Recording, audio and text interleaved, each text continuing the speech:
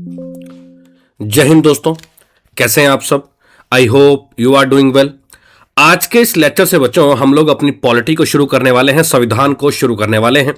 और जो हमारा सबसे पहला लेक्चर रहने वाला है वो रहने वाला है बच्चों evolution and the framing of the constitution, यानी कि संविधान का विकास और निर्माण। ठीक है बच्चों, आपको बता दूं इससे पहले हम लोग जो है मॉडर्न हिस्ट्री जो है कंप्लीट कर चुके हैं। आप हमारे चैनल की प्लेलिस्ट में जाएंगे तो वहां पर आपको मॉडर्न हिस्ट्री के सारे लेक्चर्स मिल जाएंगे और सारे के सारे जो लेक्चर्स हैं वो एनसीईआरटी बेस्ड हैं। तो जल्दी से जाइएगा और अपने हिस्ट्री की प्रिपरेशन भी वहां से कीजिएगा। और बेसिकली आपको बता दूं पॉलिटी भी हम लोग सारी क्या पढ़ने वाले हैं, पॉलिटी भी सारी की सारी एनसीईआरटी से पढ़ेंगे, ताकि कोई भी हमारा पॉइंट है एग्जाम कोई भी हो, कोई भी क्वेश्चन हो तो हमारा छूटे नहीं। ठीक है बच्चों, आपको बता दूं आप हमें जो है इस तरह की जो पीडीएफ है वो आपको हमारे Telegram channel the bright classroom पर मिल जाएगी।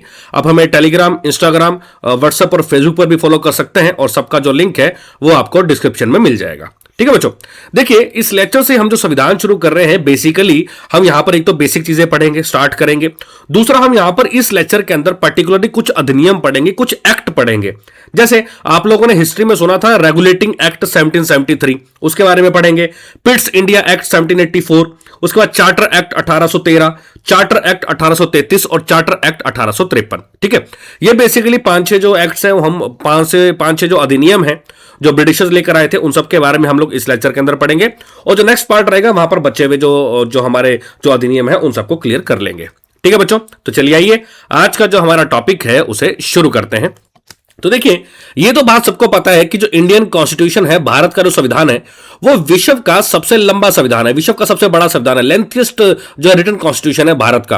पूरे वर्ल्ड के अंदर सबसे बड़ा संविधान किस देश का है, तो हमारे प्यारे भारत का है। लेकिन हमारे भारत के अंदर जो संविधान बना है ना, इसकी जो नींव है वो नींव किसने रखी थी, वो नींव रखी थी ब्रिटिशर्स ने। जब ब्रिटिश रूल था भारत के अंदर, जब ब्रिटिशर्स का राज था भारत के अंदर, तभी से जो है नींव रख दी जा चुकी थी कॉन्स्टिट्यूशन की। कैसे, देखिए आप लोगों ने 1765 के अंदर बैटल ऑफ बक्सर के बारे में पढ़ा था। याद कीजिए, मैंने हिस्ट्री में सब कुछ पढ़ा चुका हूं। बक्सर का युद्ध हम लोगों ने पढ़ा था और बक्सर का युद्ध कब हुआ था, 1765 के अंदर, है ना। बक्सर का युद्ध, एक तरफ हेक्टर मुनरो था, है ना, दूसरी तरफ 3 राजा थे, याद करो 3 राजा, है ना, सियाजुद्दौला, शाह आलम द्वितीय, वो सब थी ना, 3 राजा थे। तो हुआ क्या, फाइनली यहां पर जब बक्सर का युद्ध ब्रिटिशर्स ने जीत लिया तो उनके पास क्या आ चुके थे, उनके पास दीवानी राइट्स आ चुके थे, दीवानी अधिकार आ चुके थे। दीवानी, ये हम हिस्ट्री में कई बार वर्ड्स पढ़ चुके हैं, है ना। बंगाल, बिहार और उड़ीसा, बंगाल, बिहार, उड़ीसा, यहां के दीवानी राइट्स अब किसके पास थे, ब्रिटिशर्स के पास थे। दीवानी राइट्स का मतलब क्या होता है, दीवानी अधिकार का मतलब क्या होता है, देखिए जब भी कोई पैसे का लेखा जोखा रखना है, पैसा कितना पैसा कहां से आया है, कहां पे खर्च करना है, पैसे से रिलेटेड चीजों को किस में बोल देते थे, दीवानी। ठीक है, तो दीवानी राइट्स ये बंगाल, बिहार और उड़ीसा के जो एरिया थे, बक्सर के युद्ध के अंदर इन एरियाज को जीत लिया था ब्रिटिशर्स ने। और दीवान यहां के दीवानी के राइट्स अब किसके पास आ चुके थे, ब्रिटिश ईस्ट इंडिया कंपनी के पास आ चुके थे। क्योंकि ये जो 3 राजा थे, ठीक है, 3 राजा थे, इनको ये कहकर जिंदा छोड़ दिया गया था कि भैया हम तो जो है आपके यहां पे तुम लोग राजे बने रहो, कोई दिक्कत नहीं, पर तुम्हारे जो यहां का दीवानी है, यानी कि जो तुम्हारा जितना भी जो फाइनेंशियल है, यानी कि जो पैसे का लेखा जोखा है वो हम लोग रखेंगे। राइट, इतनी बात समझ में आई। उसके बाद हुआ क्या, ईस्ट इंडिया कंपनी ने धीरे धीरे क्या किया, भारत के और एरिया में भी अपनी जो पावर है उसे एक्सपेंड कर लिया और धीरे धीरे पूरे भारत पर उन्होंने क्या कर लिया था, कब्जा कर लिया था। राइट, और आप सबको याद होगा 1857 की क्रांति के बाद, है ना, 1857 की क्रांति के बाद जो है एक अधिनियम लाया गया था, है ना, भारत सरकार अधिनियम 1857, जिसके अंदर क्या कहा गया था इंग्लैंड की महारानी के द्वारा कि जो ब्रिटिश ईस्ट इंडिया कंपनी है, ब्रिटिश ईस्ट इंडिया कंपनी, ये सिर्फ भारत में क्या करेगी, ये सिर्फ भारत में व्यापार करेगी और राज कौन करेगा, राज करेगा ब्रिटिश क्राउन, है ना, राज कौन करेगा, ब्रिटिश क्राउन। ये सब तो चीजें हम ऑलरेडी पढ़ी चुके हैं। राइट, उसके बाद क्या हुआ, इंडिया धीरे धीरे क्या कर रहा था, भारत के लोग क्या कर रहे थे, भारत के लोग चाहते थे कि हमें भैया आजादी मिले, है ना। आजादी के लिए स्ट्रगल जो है वो हर साल बढ़ता गया और फाइनली ब्रिटिश गवर्नमेंट को जो ये पता लग गया कि हमें क्या करना पड़ेगा, हमें पावर को क्या करना पड़ेगा, ट्रांसफर करना पड़ेगा। किसके हाथों में, भारतीयों के हाथों में, इंडियन हैंड्स में, भारत के लोगों के हाथों में जो है पावर को क्या करना पड़ेगा, ट्रांसफर करना पड़ेगा। क्योंकि हमें इस देश को आजाद करना है, हमको जो हम गुलाम नहीं बना सकते, अब हमें इस देश को आजाद करना ही पड़ेगा। राइट, लेकिन अब सबसे पहला सवाल यह बन जाता जाता है, यहां पे सबसे पहला क्वेश्चन ये राइज हो जाता है कि भैया अगर हमने इस देश को आजाद कर दिया तो यहां पे रूल्स एंड रेगुलेशन किसके चलेंगे? अभी तक तो ब्रिटिश ईस्ट इंडिया कंपनी के रूल्स एंड रेगुलेशन चल रहे थे, है ना, लेकिन अब हम इनको आजाद कर देंगे भारत को, तो यहां पे रूल्स एंड रेगुलेशन कैसे चलेंगे? तभी आइडिया आया कि हमें क्या बनानी चाहिए, हमें बनानी चाहिए कॉन्स्टिट्यूएंट असेंबली, जिसको हिंदी में बोलते हैं बच्चों संविधान सभा। इस वर्ड को ध्यान कर लीजिएगा, अब यह बार बार संविधान के अंदर आएगा, ठीक है, कॉन्स्टिट्यूएंट असेंबली संविधान सभा। और सबसे इंपॉर्टेंट बात क्वेश्चन आपसे यह पूछ लिया जा सकता है कि भैया संविधान सभा बनाने के लिए, संविधान सभा यानी कि कॉन्स्टिट्यूएंट असेंबली बनाने के लिए सबसे पहली मांग किसने की थी? तो वो की थी एम एन रॉय ने। जब की थी एम एन रॉय ने 1934 में, इनका पूरा नाम है मनविंदर नाथ रॉय। तो एम एन रॉय ने 1934 के अंदर पहली बार जो क्या कहा था कि भैया भारत के अंदर क्या होनी चाहिए, संविधान सभा होनी चाहिए, जो भारत के लोगों के लिए क्या लिखेगी, कानून लिखेगी।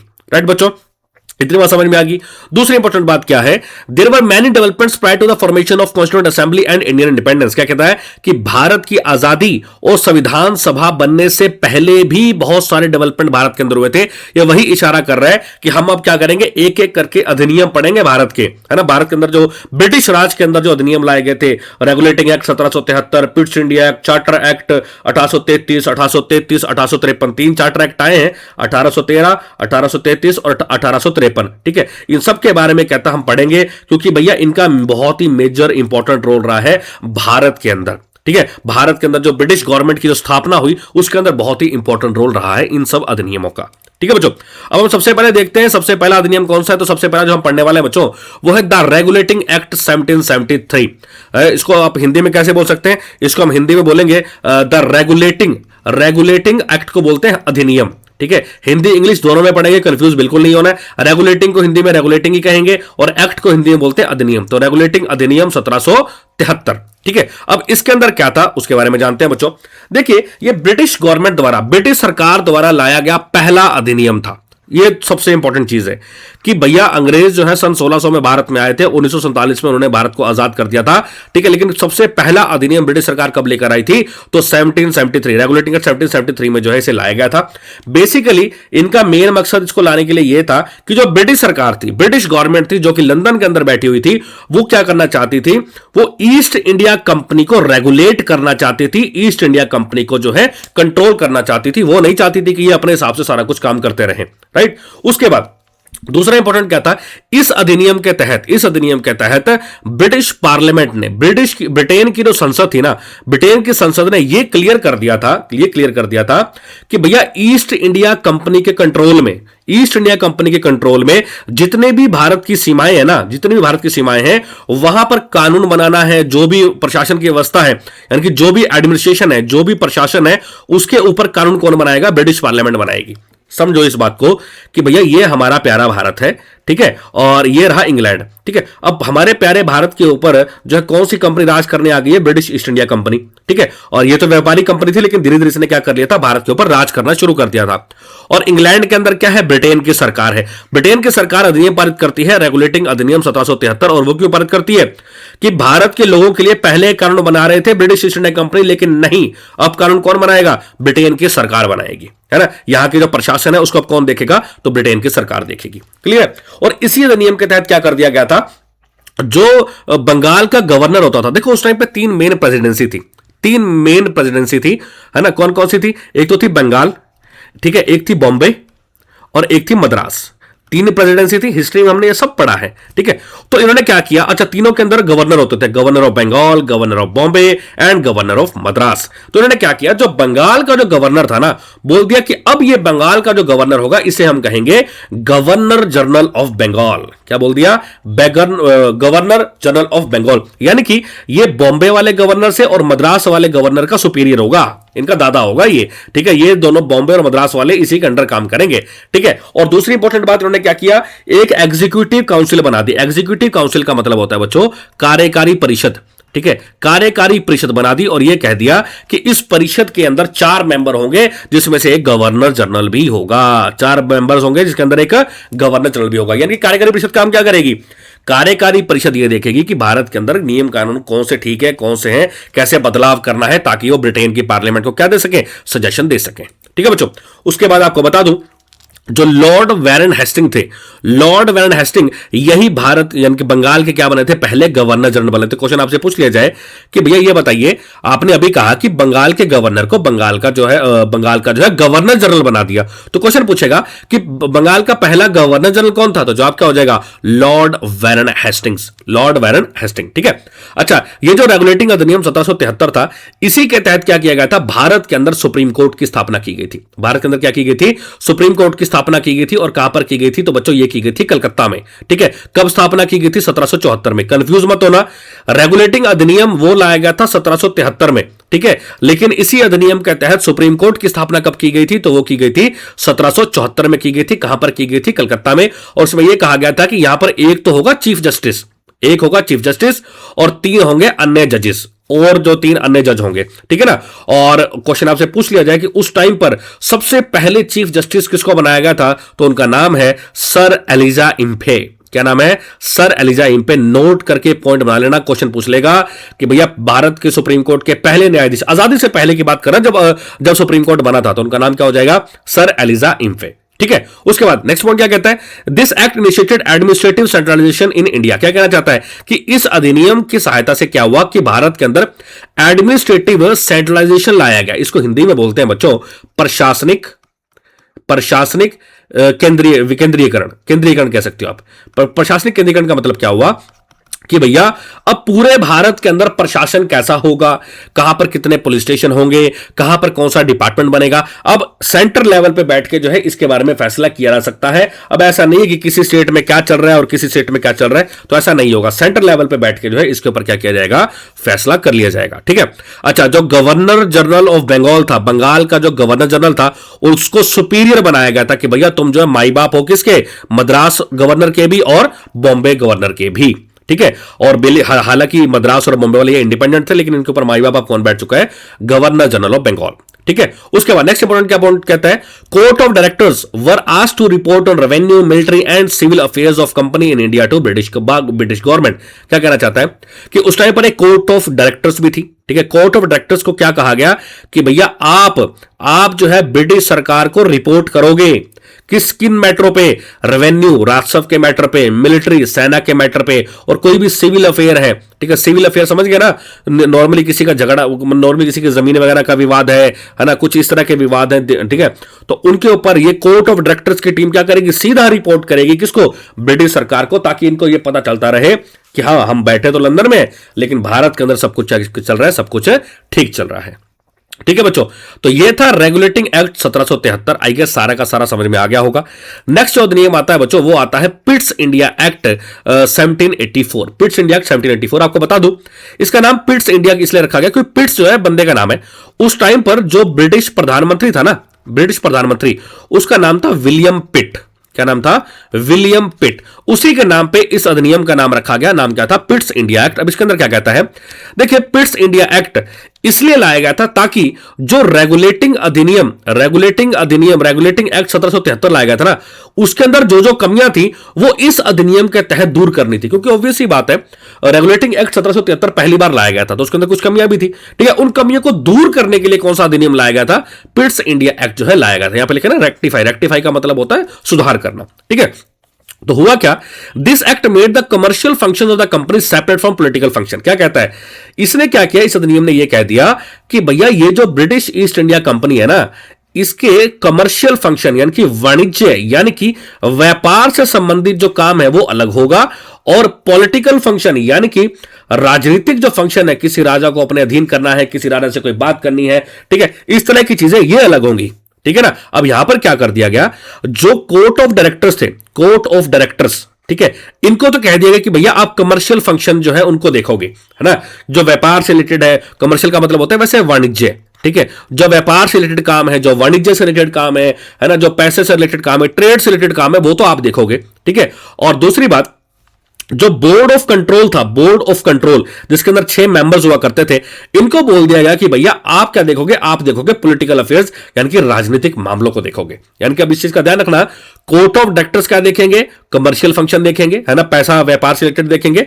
और बोर्ड ऑफ कंट्रोल क्या देखेगा? वो देखेगा पॉलिटिकल अफेयर्स, यानी कि राजनीतिक मामले के बारे में वो सब जिम्मेदार होंगे। ठीक है, उसके बाद क्या कर देगा? The system of board of control and court of directors for political and commercial function respectively created system of double government. इसी को हम क्या बोलते हैं? इसी को बोलते हैं डबल गवर्नमेंट, द्विशासन सरकार बोलते हैं, द्वि गवर्नमेंट बोलते हैं। कैसे कि देखो, सरकार तो एक ही है, ब्रिटिशर्स की सरकार चल रही है, लेकिन उन्होंने क्या कर दिया? दो ब्रांचेस बना दी। बोर्ड ऑफ कंट्रोल जो कि क्या देखेगा? पॉलिटिकल फंक्शन देखेगा। कोर्ट ऑफ डायरेक्टर्स जो क्या देखेगा? जो कमर्शियल फंक्शन देखेगा। ठीक है, उसके बाद बोर्ड ऑफ कंट्रोल, जस्ट मैंने अभी आपको बताया, बोर्ड ऑफ कंट्रोल क्या करेगा? कुछ ये सुपरवाइज करेगा, डायरेक्ट करेगा, कंट्रोल करेगा जितने भी सिविल के ऑपरेशन है, मिलिट्री के ऑपरेशन है, पैसे से संबंधित जितने भी ऑपरेशन है। ठीक है, इन सबको कौन देखने वाला है? बोर्ड ऑफ कंट्रोल देखेगा। तो हम टेक्निकली देखें तो board of control court of director से ज्यादा स्ट्रांग था, है ना। बोर्ड ऑफ कंट्रोल, ये जो बोर्ड ऑफ कंट्रोल है, ये कोर्ट ऑफ डायरेक्टर से क्या था? स्ट्रांग था, क्योंकि कोर्ट ऑफ डायरेक्टर तो बस क्या देखने वाला है? ये जो है कमर्शियल व्यापार वगैरह के मौके देखेगा, लेकिन बोर्ड ऑफ कंट्रोल के पास तो पूरी पावर आ चुकी थी यहां पे, है ना। उसके बाद यहां पर क्या कर दिया गया? द गवर्नर जनरल काउंसिल, ठीक है, जो गवर्नर जनरल की जो काउंसिल थी उसके अंदर जो है मेनली 3 मेंबर्स कर दिए गए। ठीक है, रिड्यूस कर दिए गए। इसी नियम के तहत बोले कि भैया यहां पर गवर्नर जनरल जो काउंसिल है, यहां पर सिर्फ कितने मेंबर्स होंगे? 3 मेंबर होंगे, और 3 मेंबर में से एक कौन होगा? जो इंग्लैंड के जो राजा है उसकी जो आर्मी है उसका होगा कमांडर इन चीफ। कौन होगा?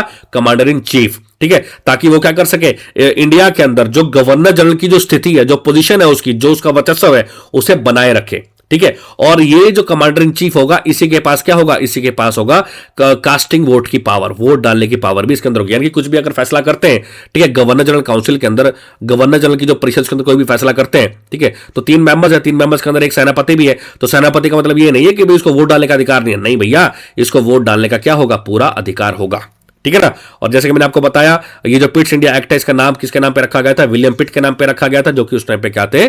ब्रिटेन के प्रधानमंत्री थे। ठीक है बच्चों, तो ये था Pitt's India Act. I guess ये चीजें सारी क्लियर होगी। नेक्स्ट जो आता है most important, that is charter law. Charter law भी बोल सकते हैं, चार्टर एक्ट भी बोल सकते हैं। एक्ट को हिंदी में क्या बोलते हैं? तो अधिनियम बोलते हैं। और कब लाया गया था? तो 1813 में इसे जो है लाया गया था। ठीक है बच्चों, अब चार्टर एक्ट, चार्टर अधिनियम के अंदर क्या क्या बातें थी उसके बारे में जानते हैं। देखिए, it deprived the east India company from its monopoly of trade with India except for T and trade with China. क्या कहता है कि इस अधिनियम ने, चार्टर एक्ट 1813 ने क्या कर दिया? जो ईस्ट इंडिया कंपनी की मोनोपोली चलती आ रही थी ना। अब आप सोचेंगे यार मोनोपोली क्या होता है? आप लोगों ने इकोनॉमिक्स के अंदर पढ़ा होगा मोनोपोली, जिसको हिंदी में बोलते हैं बच्चों एकाधिकार। क्या बोलते हैं? एकाधिकार। यानी कि एक ऐसी मार्केट जहां पे सिर्फ दुकानदार एक ही है और खरीदने वाले बहुत ज्यादा हैं। ठीक है, खरीदने वाले बहुत ही ज्यादा। आप इसका एक एग्जांपल ले लो। मान लो आपके मोहल्ले के अंदर कपड़े प्रेस करने वाला सिर्फ एक ही है, ठीक है, और आपके मोहल्ले के अंदर लगभग 2000 लोग रहते हैं। तो अब ये लोग क्या करें? बाजार में जाएंगे कपड़े प्रेस करवाने, या लगभग इसी के पास आएंगे? और अगर इसी के पास आएंगे तो ये क्या करेगा? ये अपने मन हिसाब से जो है रेट लेगा। मान लो आपके घर से मार्केट जो है वो 20 किलोमीटर दूर है, ठीक है, जहां पे दूसरा प्रेस वाला है, और आपके पड़ोस में एक ये प्रेस वाला है। ठीक है, बाजार के अंदर जो है कपड़े प्रेस करने का जो रेट है वो है 10 रुपए जोड़ी, मान लेते हैं 10 रुपए जोड़ी है। लेकिन ये आपको आपके मोहल्ले में सुविधा दे रहा है, तो ये क्या करेगा? ये 10 रुपए जोड़ी तो नहीं लेगा, क्योंकि इसको पता है कि और तो यहाँ पे कोई है नहीं। तो बोलता है कि भैया मैं तो 20 रुपए लूंगा, मैं तो 40 रुपए जोड़ी लूंगा। तो जिसको जरूरत है वो क्या करेंगे? वो इसी से ही प्रेस करवाएंगे। बोले यार क्यों इतना तेल फूकेंगे, 20 किलोमीटर जाएंगे, इससे अच्छा इसे प्रेस करवा लो। तो इसको बोलते हैं मोनोपोली। तो पहले क्या था?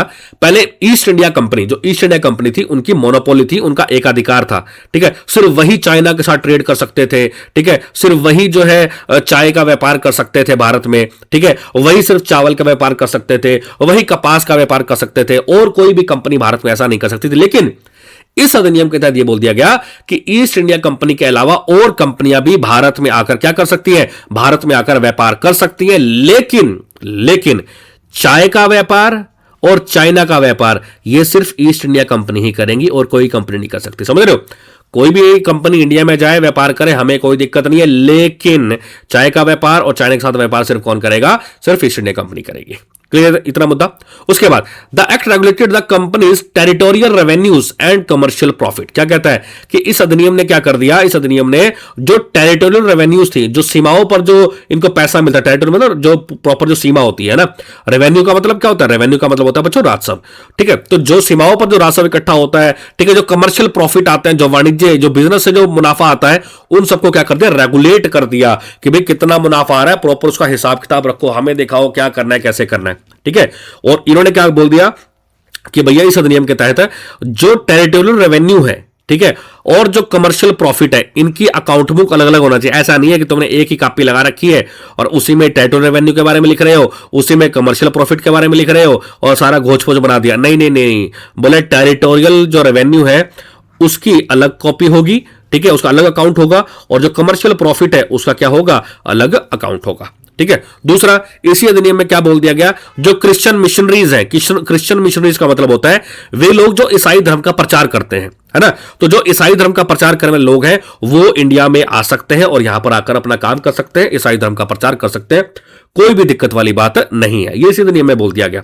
दूसरा, एक और यहां पर जो कंपनी के एक प्रावधान बना दिया गया कि ईस्ट इंडिया कंपनी क्या करेगी, ईस्ट इंडिया कंपनी हर साल भारत के लोगों की शिक्षा पर, हर साल भारत के लोगों की शिक्षा पर 1 लाख रुपए खर्च करेगी। कितने रुपए खर्च करेगी, 1 लाख रुपए खर्च करेगी, क्योंकि ब्रिटिश सरकार को पता था कि भैया अगर हमें यहां पर व्यापार बनाए रखना है तो यहां के लोगों को पढ़ाना लिखाना भी तो पड़ेगा।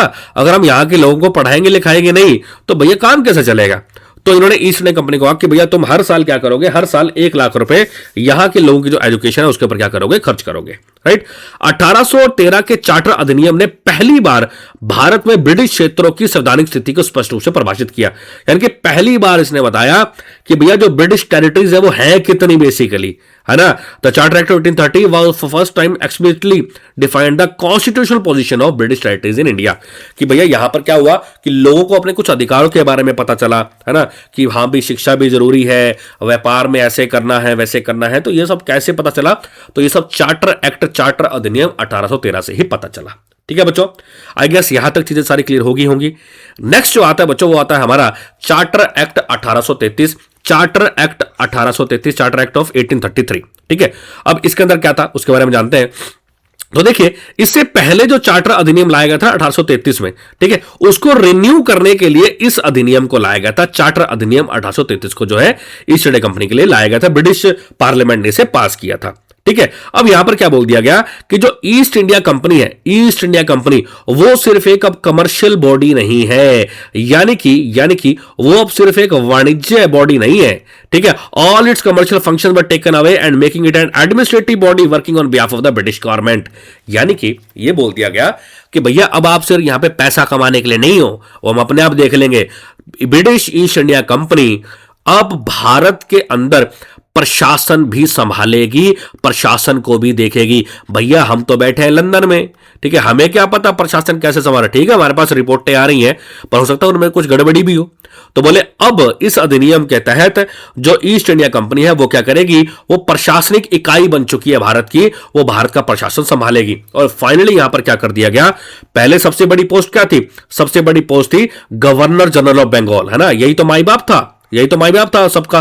लेकिन अब क्या बोल दिया गया, गवर्नर जनरल ऑफ बंगाल को अब हम क्या बना रहे हैं, गवर्नर जनरल ऑफ इंडिया। यानी कि अब भारत के अंदर सबसे बड़ी पोस्ट कौन सी होगी, अब भारत के अंदर सबसे बड़ी पोस्ट होगी governor general of India, Bharat का गवर्नर जनरल। और एग्जाम में डायरेक्ट पूछेगा कि भैया भारत के पहले गवर्नर जनरल कौन थे, तो उनका नाम है लॉर्ड विलियम बेंटिक। क्या नाम है, लॉर्ड विलियम बेंटिक। 1833 में इनको बनाया गया था। और याद करो मैंने हिस्ट्री में आपको बताया था बेंटिक, याद कैसे करेंगे, बेंटिक ने बेटियां बचाई, बेंटिक ने बेटियां बचाई, यानी कि उन्होंने क्या किया था, भारत के अंदर सती प्रथा को खत्म कर दिया था। मोस्ट इंपॉर्टेंट क्वेश्चन है एग्जाम पर्सपेक्टिव से, ठीक है।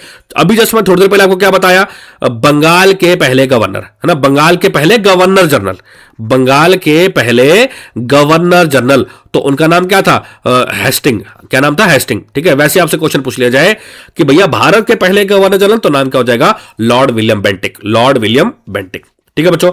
बहुत ही इजी है, बहुत ही आसान है याद करना, कोई ऐसी मुश्किल बात नहीं है यहां पे, ठीक है। उसके बाद क्या हुआ, जितनी भी ब्रिटिश इंडिया के अंदर जितनी भी लेजिस्लेटिव पावर्स थी, यानी कि जो विधान पालिका की जो शक्तियां थी ना, वो सबके सब किसके पास चली गई थी? विधान पालिका की शक्तियां जो है अब किसके पास चली गई थी? भारत के गवर्नर जनरल के पास, क्योंकि भैया वही सबका माई बाप है भारत के अंदर, है ना। उसके बाद क्या हुआ, यहां पर फिर से क्या कर दिया गया, जो गवर्नर जनरल की जो काउंसिल थी जिसके अंदर 3 मेंबर्स थे, अब वहां पर कितने मेंबर कर दिए गए? 4 कर दिए गए, एक मेंबर बढ़ा दिया गया। पहले 3 मेंबर थे, अब कितने बढ़ा दिए? एक बढ़ा दिया, 4 कर दिया। बोले चौथा मेंबर कौन होगा? बोले चौथा होगा एक लॉ मेंबर, है ना, एक कानूनी मेंबर होगा, एक लॉ मेंबर होगा, ठीक है। और जो जिसे ऐड कर दिया गया, और यहां पर जो सबसे पहला जो लॉ मेंबर ऐड किया गया था उसका नाम था लॉर्ड मैकाले। क्या नाम था? Lord Macaulay. ये नाम हम हिस्ट्री में काफी बार पढ़ चुके हैं। लॉर्ड मैकाले ये चौथा मेंबर था, और ये क्या था? बेसिकली एक लॉ मेंबर था। क्लियर है इतनी बात? उसके बाद यहां पर क्या कर दिया गया, इस अधिनियम के तहत, चार्टर एक्ट 1833 के तहत जो है, जो भारत के जो कानून थे ना, इंडियन जो लॉज थे, उनको बनाने की कोशिश की गई। और यहीं पर क्या कर दिया गया, यहीं पर भारत के अंदर इस अधिनियम के तहत, चार्टर एक्ट 1833 के तहत भारत के अंदर पहला लॉ कमीशन बनाया गया था। ठीक है, पहला कानूनी कमीशन बनाया गया, हिंदी में बोल सकते प्योर हिंदी में, पहला विधिक कमीशन बनाया गया। और क्वेश्चन आपसे पूछ ले, पहला विधिक कमीशन यानी कि पहला लॉ कमीशन, ठीक है, किस अधिनियम के तहत बनाया गया? तो चार्टर एक्ट 1833 के तहत बनाया गया था। और इस लॉ कमीशन के फर्स्ट लॉ कमीशन के चेयरमैन कौन थे? तो उनका नाम था लॉर्ड मैकाले। क्या नाम था? लॉर्ड मैकाले, जो कि क्या थे? इसके चेयरमैन थे। ठीक है बच्चों, तो चार्टर एक्ट 1833 आपका क्लियर हो चुका होगा। अब आता है बच्चों इस लेक्चर का हमारा सबसे लास्ट अधिनियम, that is charter act of 1853, charter अधिनियम 1853। ठीक है, इसके अंदर क्या किया था? इस अधिनियम के तहत भारत के अंदर क्या बोल दिया गया कि जो इंडियंस हैं, जो भारतीय हैं, वो भी सिविल सर्विसेज के एग्जाम में क्या कर सकते हैं? पार्टिसिपेट कर सकते हैं। सिविल सर्विसेज आप समझ गए होंगे, आईएएस आईपीएस के पेपर भी उस टाइम पे होते थे, ठीक है ना। तो बोले इंडियंस लोग भी इसके अंदर पार्टिसिपेट कर सकते हैं, पहले उनको अलाउड नहीं था। ठीक है, उसके बाद जो कोर्ट ऑफ डायरेक्टर्स थे, जो अभी हमने पढ़ा, कोर्ट ऑफ डायरेक्टर्स, उनको पावर दे दी गई कि भैया आप लोग क्या कर सकते हैं, आप कोई भी नई प्रेसिडेंसी बना सकते हैं। जैसे पहले सिर्फ 3 ही थी ना, जैसे पहले सिर्फ बंगाल थी, ठीक है, एक बॉम्बे थी, और एक कौन सी थी? मद्रास थी। पहले सिर्फ ये 3 ही थी, लेकिन अब कोर्ट ऑफ डायरेक्टर्स को पावर दे दी गई कि भैया आप अपने आपको लगता है कि कोई नई प्रेसिडेंसी, आप कंफ्यूज मत होना, ऐसे बोल सकते हो कि मेन शहर, अगर आप चाहते हो कि आपका भी कोई मेन शहर और होना चाहिए तो आप बना सकते हो, और वहां पर आप क्या कर सकते हो? एक लेफ्टिनेंट गवर्नर को अपॉइंट कर सकते हो, लेफ्टिनेंट गवर्नर को वहां पे आप अपॉइंट कर सकते हो। ठीक है, उसके बाद क्या बोल दिया गया?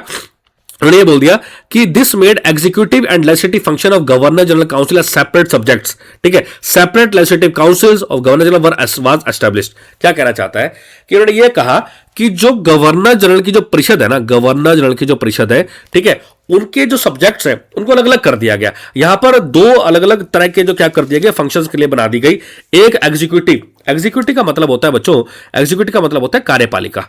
क्या होता है? कार्यपालिका। ठीक है, और एक होता है लेजिस्लेटिव, लेजिस्लेटिव का मतलब होता है विधान पालिका। अब इसको आप आज के टाइम के हिसाब से समझ लो। फॉर एग्जाम्पल, विधानसभा है, हरियाणा की विधानसभा है, पंजाब की विधानसभा है, यूपी में विधानसभा है, तो वो क्या है? वो विधान पालिका है। ठीक है, वहां पर बैठ के क्या बनेंगे? वहां पर बैठ के कानून बनेंगे। ठीक है, एक होता है एग्जीक्यूटिव, जैसे डीसी ऑफिस हो गया, एसपी ऑफिस हो गया। ठीक है, ये क्या है? ये कार्यपालिका है, यानी कि जो कानून बनेगा विधान पालिका में उसको लागू कौन करवाएगा? उसको लागू करवाएगी कार्यपालिका, एग्जीक्यूटिव करवाएगी। समझ गए? तो बोल दिया कि भैया दोनों के काम अलग अलग हैं, तो दोनों को अलग अलग करो, इकट्ठा मत बिठाओ, है ना। इतनी बात समझ में आ गई?